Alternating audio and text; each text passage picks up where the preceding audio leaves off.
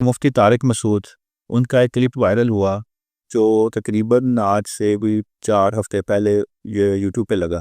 انہوں نے دعویٰ کیا کہ یہ اہل حدیث فقہ 1200 سال پہلے صرف شیعہ اور اہل سنت والجماعت یہ موجود تھے، اہل حدیث نہیں تھے۔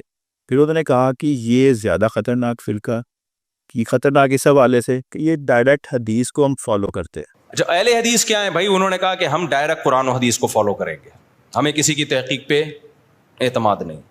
تو وہ ڈائریکٹ کرنا شروع کیا انہوں نے، تو انہوں نے اپنا نام خود رکھا اہل حدیث کہ ہم حدیث کو ڈائریکٹ فالو کرتے ہیں۔ علماء نے ان کو بھی ایکسیپٹ کر لیا، چلو بھائی تمہاری سمجھ میں نہیں آ رہا، لیکن اس کے سائیڈ ایفیکٹ بہت زیادہ ہیں۔ پھر تبھی ہم کہتے ہیں یہ طریقہ ٹھیک نہیں ہے۔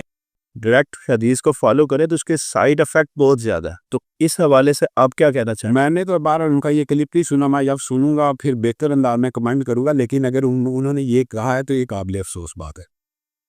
بنیادی طور پر رسول اللہ صلی اللہ علیہ وسلم سے لے کے بریلوی شہر تک اہل حدیث تھے، دیوبندی شہر تک اہل حدیث تھے۔ تو اس طرح کی باتیں تو ہم ایک دوسرے کے خلاف اس لیے بھی نہیں کرنی چاہیے۔ اہل حدیث اور اہل سنت میں کیا فرق ہے؟ صحابہ کیا تھے؟ صحابہ کیا دیوبندی تھے یا صحابہ بریلوی تھے؟ ان کو تو دیوبند شہر کا یا بریلی شہر کا علم بھی نہیں ہوگا۔ تابعین کیا تھے؟